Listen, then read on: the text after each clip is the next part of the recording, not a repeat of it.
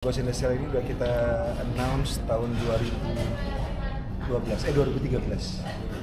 lama Jadi sekali. lama, jadi sekitar 10 tahun lalu udah di launch juga 2018. Jadi udah lama.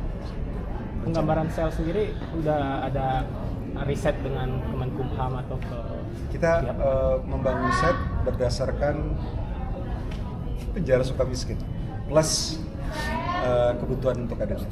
Tapi memang penjara di Indonesia. Mak, kalau ini kan dari 2013 terus juga dengan 2018 pengerjaan skripnya dan penyesuaian isu relevansinya dengan Indonesia sekarang tuh gimana? Setiap tahun kita revisi.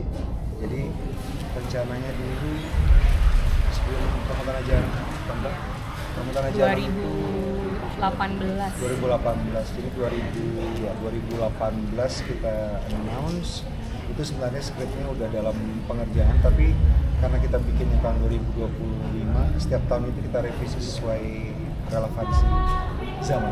Bagus sekali kita. Yang paling baru sebenarnya apa tuh isu yang paling relevan yang dibawa ke film ini? Tanpa mereveal banyak ya. Kenapa bocoran ya? Kan ada hashtag-hashtagnya juga tuh tadi tuh. Ya itu satu. Tapi yang paling relevan itu sebenarnya adalah boleh kita bilang nggak sih ada hubungannya sama ini Aku nyebutnya ya takut. kerusakan alam karena kerusakan alam karena keserakahan manusia Indonesia, sebagian manusia Indonesia. Jadi orang yang dipenjara itu adalah mereka yang merusak alam atau siapa? Itulah apa hubungannya. Tapi itu relevan banget. Jadi kemarin waktu kita syuting, terus beritanya setiap hari muncul kan, wah ini relevan banget sesuai dengan yang kita syuting. Kalau melibatkan Pak Ical sebagai jajaran ensemble sendiri, sebenarnya apa karena kekurangan? Ical Tanjung ini adalah selain dia DP yang luar biasa, dia aktor yang luar biasa. Jadi setiap ada kesempatan untuk Pak Ical masuk, pasti kita minta. Karena kayak di Nightmares and Daydreams, dia di episode 7 dia adalah key karakter kan di situ. Ada di Gundala. Bahkan sebelum aku kenal Pak Ical sebagai DP, aku lebih kenal dia sebagai aktor. Iya, betul. Di Perempuan Punya Cerita. Iya, betul. Perempuan punya cerita. Jadi Nata.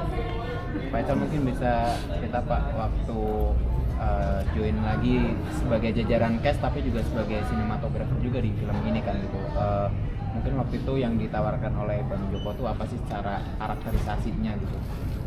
Ya kalau buat karakter di cast-nya sih sebenarnya mungkin Pak Joko melihat gue tepat lah untuk memerankan si Melihat karakter. talenta saya maksudnya gitu. Oh ya, mungkin dia melihat talenta saya bagus, terus akhirnya kayaknya saya pantas deh masuk jajaran cast ini.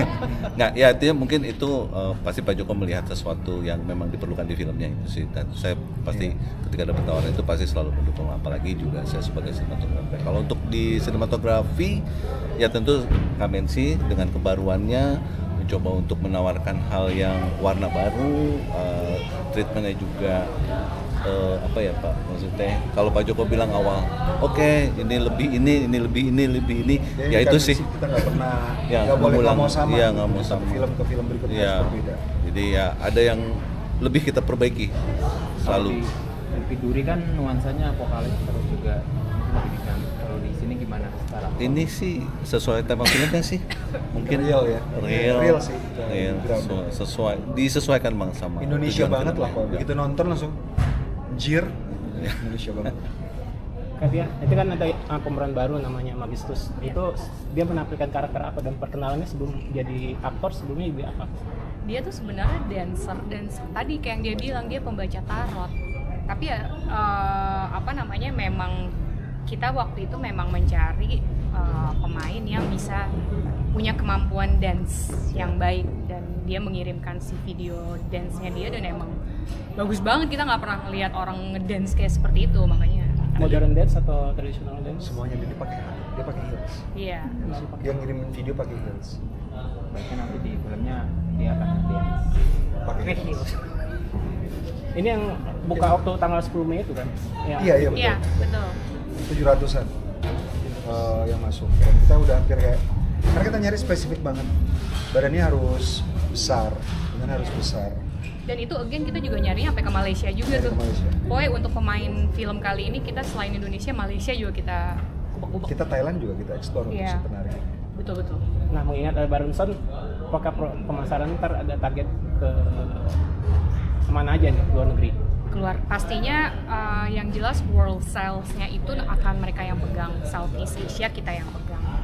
Tapi kemana aja ya mungkin ini terlalu dini untuk kita bahas karena sekarang juga kita baru selesai syuting, masih baru ngedit.